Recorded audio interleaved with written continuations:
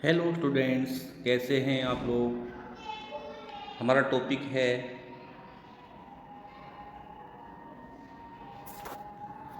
Isotopes and isomers, समस्थानिक। एक ही तत्व के ऐसे परमाणु, ध्यान दीजिएगा, एक ही तत्व के ऐसे परमाणु जिनकी परमाणु संख्या बराबर हो, परमाणु संख्या यानी कि एटॉमिक नंबर यानी कि परमाणु क्रमांक समान हो, परंतु द्रव्यमान संख्या यानी कि परमाणु भार अलग अलग हो, ऐसे परमाणु समस्थानिक कहलाते हैं। परमाणु क्रमांक सेम हो लेकिन परमाणु भार अलग अलग अलग अलग होने चाहिए, लेकिन वो हो एक ही परमाणु। तो जैसे हम उदाहरण ले लेते हैं क्लोरीन का, Cl का।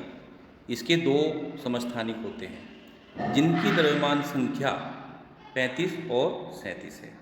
तो देखिए 17 क्लोरीन 35, 17 क्लोरीन 37 बता देते हैं। जो 17 लिखा गया है ये परमाणु क्रमांक है और जो ऊपर लिखा गया है ये इसका परमाणु भार है।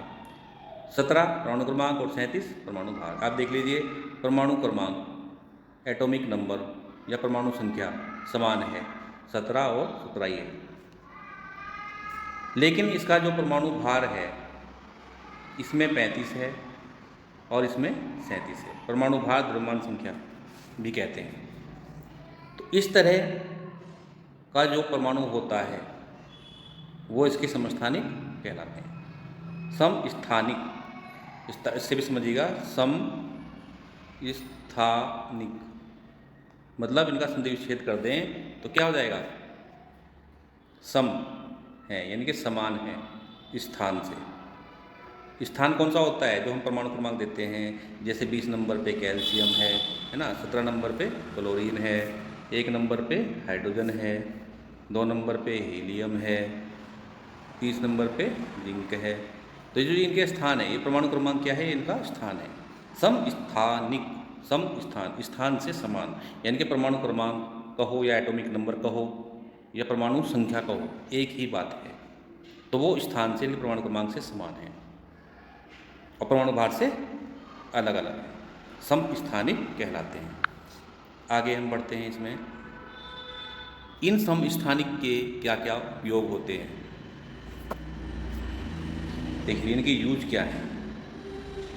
समस्थानिक तो है, अच्छी बात है, इनकी यूज क्या है।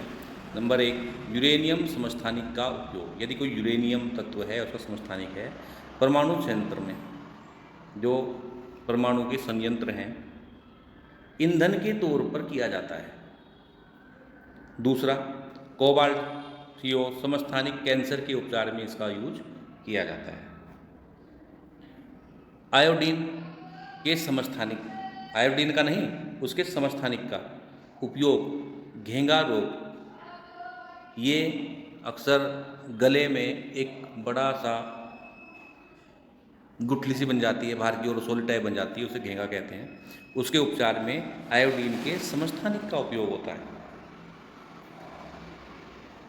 अब हम बात करते हैं समभारी की। समस्थानिक के साथ साथ में हम समभारी को ले लेते हैं।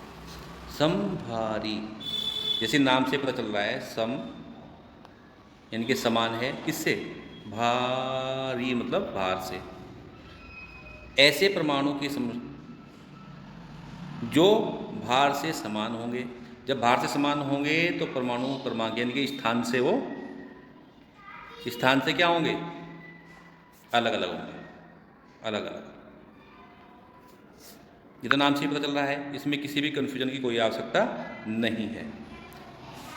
ऐसे तत्वों के परमाणु जिनकी द्रव्यमान संख्याएं यानी कि परमाणु भार एक जैसी हो यानी कि समान हो, परमाणु लेकिन परमाणु संख्या यानी कि परमाणु क्रमांक यानी कि स्थान उनका अलग अलग हो, तो समभारी कहलाते हैं।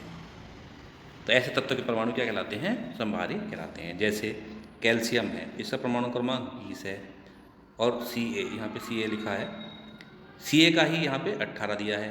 तो ये इनका जो स्थान है, परमाणु क्रमांक है, एटॉमिक नंबर है, परमाणु संख्या है, जो एक ही बात है, यहाँ 20 है, यहाँ 18, ये अलग अलग हो गए। भार 40 है, इसका भी, तो भार सेम है, समभारी। ये कैल्शियम और ये आपका सॉरी आर्गन।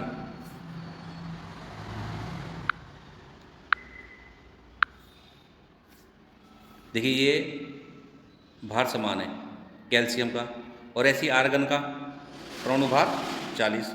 तो ये दोनों क्या हुए, कैल्शियम और आर्गन समभारी तत्व कहलाते हैं।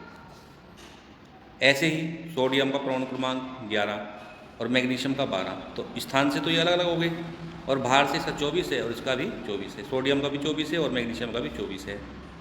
तो इनके भार समान हो गए। तो ये दोनों सोडियम और मैग्नीशियम क्या है, समभारी तत्व हैं।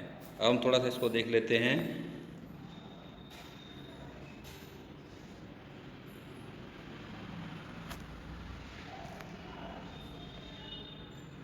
चलिए, हमें इस कोर्स में इतना ही लेना था। Thank you.